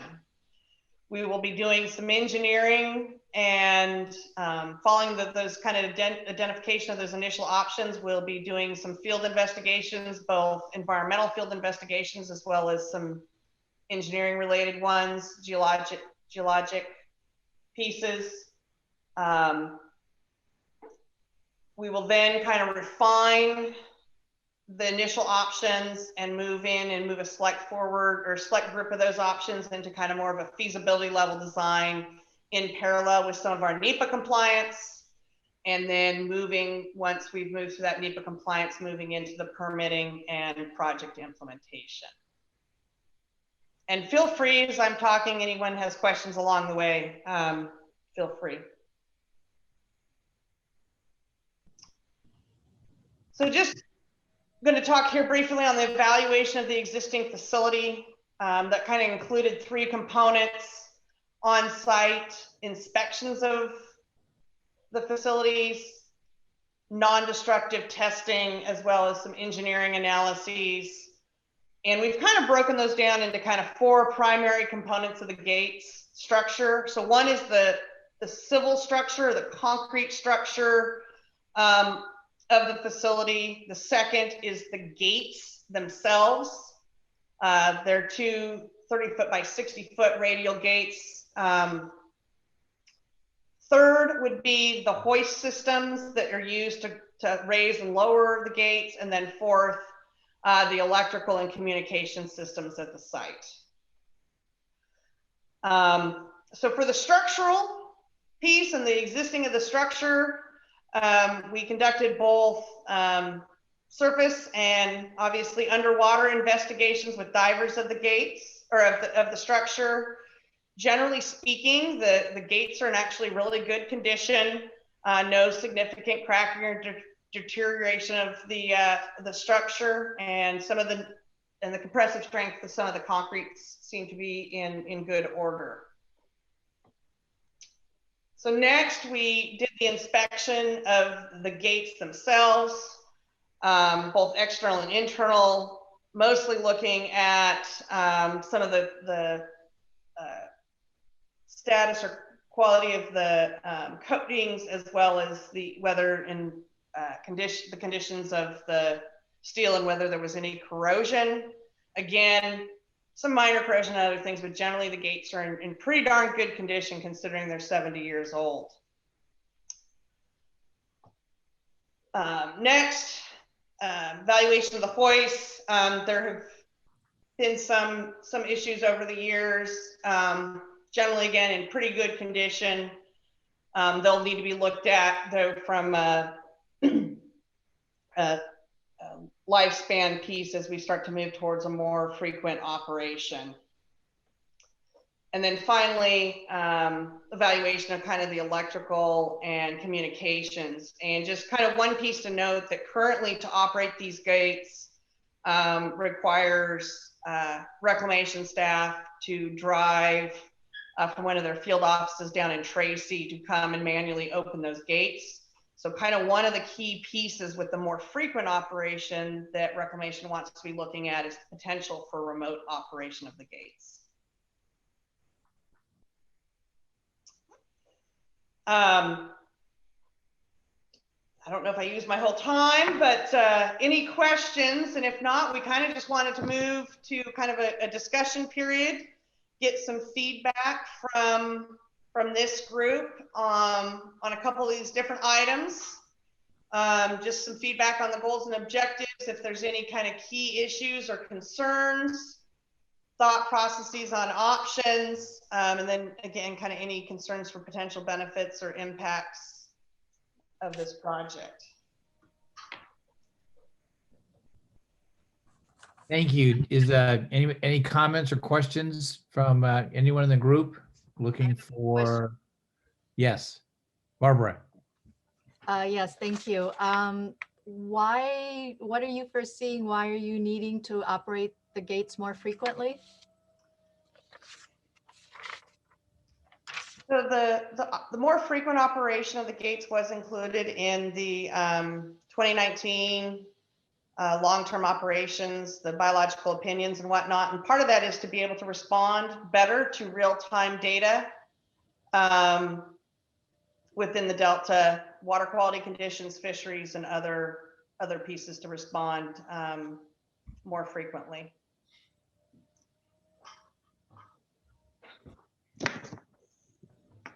Thank you, Barbara. Douglas. Yes, hi. Okay. Well, I see that the cross channel is taking the water from Sacramento River to Economy River down to Clifton Forebay. So I know that it cannot replace the tunnel, but what is the main reason that that we have to build a tunnel instead of just using the cross channel to lead the water down to the California aqueduct?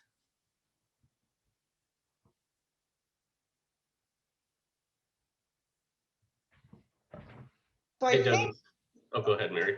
No, go ahead, Mara, if you want to take that.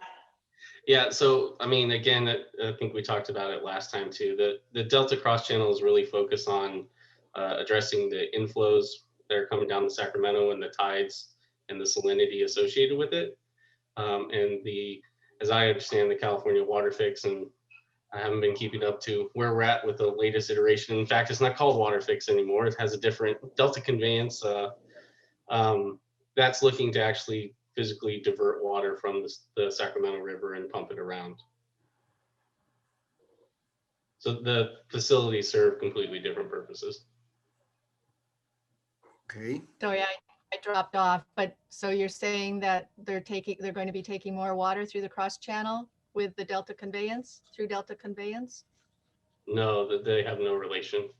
No relate. I'm sorry, I missed part of your answer, so sorry. Yeah, so the Delta Cross Channel was developed to address the tidal influence and the salinity associated with that, and divert water, close it, and keep the interior Delta fresh so we could pump it at the Central Valley project. And then the Delta Cross Channel, or in the sorry, the Delta Conveyance Program, what used to be Water Fix, is looking to build pumping facilities along the river. So they serve different purposes. Yeah, and this is Russ, and I know that it's for flood management purposes, because if you don't close the gate at certain times, you could potentially flood out downstream areas, and it's like what Mario had described. Thank you. All right, thank you very much. Hey, Kathy? Can I just ask what agency is in charge of saying open the gates or close the gates? Who's in charge of that? Who does that? So the Bureau of Reclamation is the entity that actually owns the facility and operates it, but we're governed by various state water right orders and our biological opinions. And I believe, and I may be misspeaking, but I believe in the handout that was sent out, it talks about when the gates are open and closed and the reason why. But there's a lot of handouts that go out, and I might have that wrong. I have a quick question. This is Sam Garcia. Did you guys evaluate the effects on public safety or boating operations, stranding folks? And is that something that was easily mitigated? So, go ahead, Mario. Well, okay. So as you see on the schedule, we haven't gotten to the NEPA portion of this project. We're working on evaluating the facility itself and understanding what kind of condition it's in, so we can develop those initial options and alternatives, and then go through that NEPA compliance process. So right now, one of the biggest question we had is we didn't know what the state of the facility was actually in, and there was the assumption that opening and closing it more frequently than we had previously was going to cause additional wear and tear on that facility. And I think, as you saw in the pictures, we've actually found that the facility is actually in better condition than we expected. So now we're taking that information to better understand what the best path going forward to address those increased operations will be. Thanks, Mario. Any other questions, comments? Thank you, Mario. This is really important, and thank you for keeping us kind of up to speed. When do you anticipate possibly checking in, or not checking in, but giving us an update and asking for feedback? When do you think that might next occur? I'll defer a little bit and maybe pause a little bit so Mary can think about when we might have enough information to have that next kind of iteration of requests to make sure we have something for you guys to evaluate and then get your input and feedback on. Right, and I do think in providing some input on, I think if there's kind of key concerns, and I think the last question actually started with some of the boating concerns, and so I think we are interested in trying to better understand some of those issues as we look at different options. Okay. And I think for most people, certainly for myself, we see the cross channel all the time. Sometimes it's open, sometimes it's closed. You kind of have a general idea what it's supposed to do, but this is really helpful, I think, in helping the public, the people that live around the facility, gain a better understanding. And so thank you very much. Okay. Appreciate the time today. Thank you. We're running a little bit short on time. Eric, can you do a quick run through on the climate adaptation project? Yeah, actually, Mr. Chair, I'm going to suggest that this item be deferred until the next meeting, because just real briefly, the Delta Stewardship Council, their Delta Adapts project, they currently are seeking comments on the vulnerability assessment. And the commission will be preparing some comments, probably not voluminous, but some comments on that. The next step of that process is to complete an adaptation strategy that will unfold over a longer period of time. I'm interested in having our commission weigh in early on with some guiding principles, what we believe is important as the council prepares and then considers an adaptation strategy.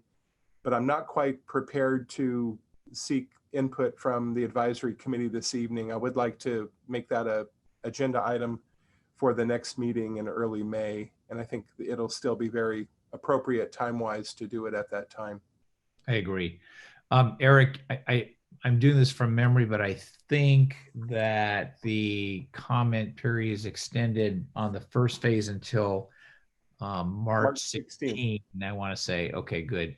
And I don't have that link handy. Could I ask if you're able to, or to maybe send around the link to just members of the committee in case any of us want to make comments? I've already made some comments myself to Stewardship Council staff, and the staff responded. But Eric, if you wouldn't mind, maybe a link, if you don't mind, a link so folks Sure. could go to it for a refresher, and then number 2, a comment email, because I think this will be of growing importance as we go forward.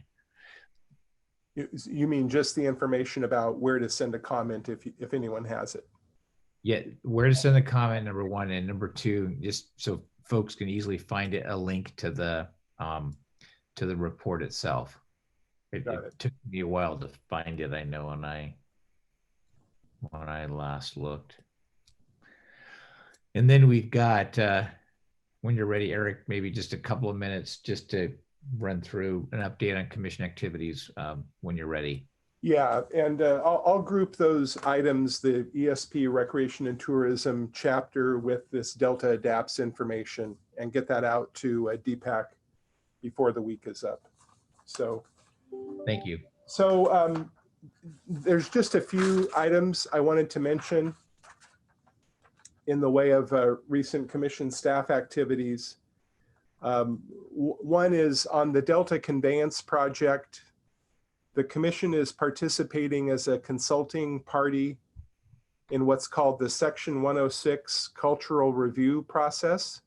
And that will be conducted by the Army Corps of Engineers as the lead on the National Environmental Policy Act, or NEPA, process for permitting or for analyzing the environmental effects of the project. And we're encouraging other organizations, and we'll be able to provide some support in this, but encouraging other organizations, especially historical societies and even local governments within the Delta region, to also participate in that Section 106 review process. It'll ensure that not just historic resources, but cultural resources throughout the Delta region are protected if this project does proceed. So I did want to mention that this evening. On the National Heritage Area, we continue to move into the work on the management plan. Our management plan advisory committee, and there is some overlap with this advisory committee, will be meeting on Thursday at 3 p.m. Here on the Zoom channel. That'll be the second meeting of that advisory committee. In addition, I want to mention that Congressman Garamendi authored legislation to add the Rio Vista Army Base to the boundaries of the Delta National Heritage Area. And he was successful in getting that included in a bill that passed the House last week and has a number of different public land provisions. So it's one of those omnibus type bills that is probably more likely to move forward than just the freestanding bill to add the Army base to the NHA. So more to come on that, but just a indication that there is at least that opening to amend the boundaries for the Delta NHA that's winding its way through Congress. Mentioned Delta Adapts already. I wanted to say that we're advancing our work on the Welcome to the Delta National Heritage Area signs. You all might recognize this as what we described previously as welcome to the Delta signs. We're looking to utilize Caltrans right-of-way to install these signs. Because of that, we had to abide by Caltrans sign standards, which allow us to put up a welcome to the Delta National Heritage Area sign, but not just a welcome to the Delta sign. So the sign will look very similar to what you all have seen, those of you who have been following the welcome to the Delta sign process. And we're in the process now of finalizing the encroachment permits with Caltrans and then working with the Conservation Corps to actually install those signs. So fingers crossed, I'm hoping before the end of the year is up, we will have those in the ground at locations throughout the Delta. And then finally, I wanted to mention that committee members might be aware that we're now on a schedule where every May there are 5 members of this 15-member committee that are up for their terms expire and they're up for either reappointment or an appointment of a new member to the committee. And this year in May, our committee members, David Strecker, who's not joining us tonight, Jim Starr, who tonight is being represented by Gina Van Kloppenberg, Craig Watanabe, Gil Labrie, and Kathy Bunton. Just a heads up that your terms will be up in May. We're probably a couple of weeks away from sending a notice out to the Delta announcing that, you know, we're accepting applications. Doesn't mean that you all cannot you all can reapply is what I'm trying to say, but we always open it up broadly. It's not, you know, it's not a seat. It's something that is reviewed each time the appointment term ends. So when I send that notice out, I will specifically send it out to you all as well, so you don't miss it in our commission communications. But I just want to let you know that that will be coming, and if you would like to apply to re-up your service on the committee, to look for that when it comes your way. And finally, Mr. Chair, we did establish a standing committee meeting date for the advisory committee. It's the first Tuesday of the odd numbered months. So that would make our next meeting on May 4th at 5 p.m. And that's all I have. Very good. Thank you very much, Eric. Any quick questions for Eric before we adjourn? Looking for hands, waves. Question. We're good. Barbara? Barbara, yes. Virginia, are you still on? No, she had to leave the meeting. Eric, did Virginia talk with you about our talk about the National Preservation Act 106 that she and I had? She hasn't yet, but I'll make sure and talk with her about that. Thank you. Thank you. Sure. All right, everybody. Thank you very much. We'll see you on May 4, and email me or Eric or anybody else that maybe comments in the meantime. Thank you all very much for your time. Thanks, Mark. Thanks, Eric. Have a good night.